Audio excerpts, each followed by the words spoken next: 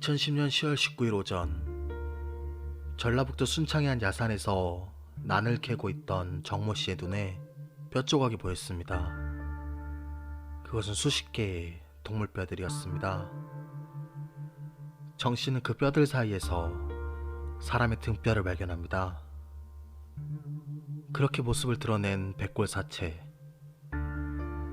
이 백골사체의 주인은 과연 누구일까요? 그리고 어쩌다 이곳에 묻히게 된 것일까요?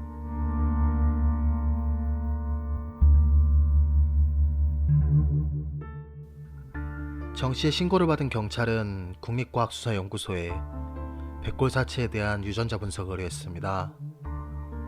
그리고 3개월 뒤 사체의 주인이 밝혀졌습니다. 전라북도 임실군에 살던 60대 안모 씨였습니다. 임 씨가 사라진 건 2009년 7월 5일이었습니다. 부인 허모 씨는 그날을 잊을 수가 없다고 말합니다. 술에 취한 사람처럼 비틀대면서 집에 들어서다 갑자기 쓰러져 버린 안 씨.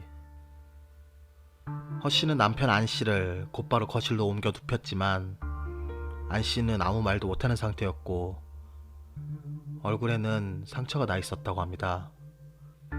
또한 신고 있던 장화를 벗기자 대변 같은 것이 묻어 있었습니다. 심상치 않은 상태에 병원에 가려고 하던 때에 한 통의 전화가 걸려옵니다. 허 씨의 제부인 김모 씨였습니다. 김 씨는 고맙게도 남편 안 씨를 병원에 데려다 주겠다고 했습니다. 그렇게 집을 나선 시간이 오후 5시 20분경이었습니다. 그런데 남편을 병원에 보낸 지 얼마 지나지 않아 김 씨가 돌아왔습니다. 허 씨는 김 씨에게 벌써 병원에 갔다 왔냐고 물었지만 김 씨는 안 씨가 이내 정신을 차리고 병원에 가지 않겠다며 차문을 마구 두드리고는 자신에게 20만 원을 빌린 뒤 차에서 내려 어딘가 갔다고 말했습니다. 그 뒤로 안 씨는 감쪽같이 사라집니다. 그리고 약 15개월 뒤 순창의 야산에서 발견된 것입니다. 안 씨에게는 무슨 일이 있었던 것일까요? 발견된 안 씨의 사체는 속옷만 입은 상태였고 주변에 그의 신원을 알 수 있는 것은 아무것도 없었습니다. 그리고 백골 사체에는 골절과 같은 외상의 흔적이 전혀 없었습니다. 따라서 안 씨에게 교통사고나 다른 뭔가 강한 충격이 가해진 것은 아니었습니다. 그런데 발견된 백골 사체에는 특이한 점이 하나 있었습니다. 양쪽 손목 이하 부위가 없었던 것입니다. 더구나 매끄러운 관절면이 유지된 상태였습니다.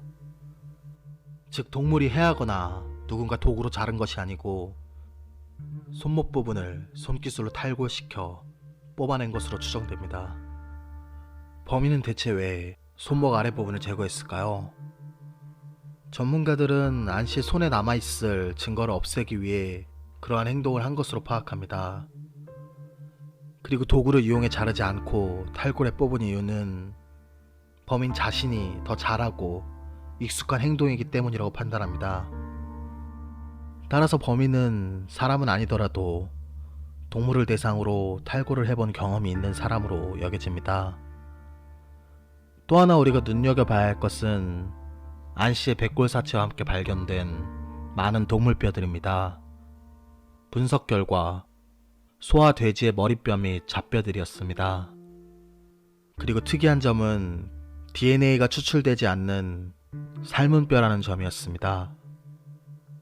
이런 뼈들은 국밥집에서 국물을 내는데 주로 사용하는 것들이라고 합니다. 따라서 누군가 안 씨의 사체를 이 동물뼈와 함께 유기한 것으로 보입니다. 국밥집에서는 삶은 뼈들을 보통 어떻게 처리할까요?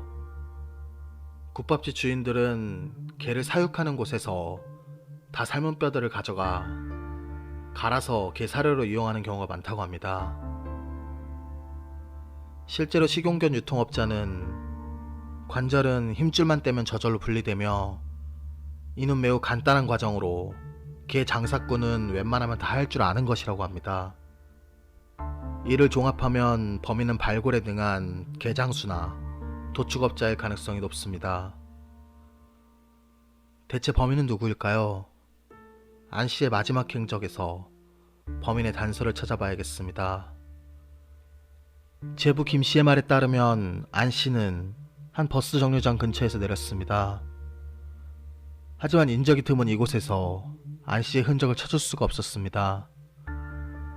또한 안 씨가 혼자 병원을 찾아갔다 해도 7월 5일이 일요일이었던 터라 응급실을 찾아갔어야 했는데 버스 정류장 근처에 있던 응급실이 있는 병원 세 곳 어디에도 안 씨의 기록은 없었습니다. 말 그대로 아무런 흔적 없이 증발해버린 것입니다. 이제 시계를 돌려 안 씨의 행적을 거꾸로 따라가 봐야겠습니다. 안 씨가 병원으로 향하기 전 그가 집으로 향하는 모습을 본 마을 주민이 있었습니다. 술 취한 사람처럼 비틀거리며 집 쪽으로 걸어갔다고 합니다. 그렇다면 안 씨는 어디를 갔다가 집에 오는 길이었을까요? 그가 걸어온 방향을 역으로 걸어 올라가 보니 집이 하나 나옵니다. 그 집에 사는 주민은 집 옆으로 나 있는 길을 가리키며 그쪽에서 걸어오는 안 씨를 목격했다고 합니다. 그리고 그 길의 끝엔 개 도축장이 있었습니다. 경찰은 안 씨가 실종 당일 이곳에 왔을 것으로 판단합니다. 또한 경찰은 이곳에서 개 도축용 전기 충격기에 충격을 받은 것으로 추정합니다. 그 충격으로 몸을 제대로 가누지 못하고 비틀거렸다는 것입니다. 그런데 마을에 관해서 아주 충격적인 이야기를 들을 수 있었습니다. 허 씨의 제부, 즉 안 씨의 동서 김 씨가 안 씨 실종 당시 그곳에서 개 도축장을 운영했다는 것입니다. 더구나 김 씨는 안 씨를 마지막으로 목격한 인물이기도 합니다.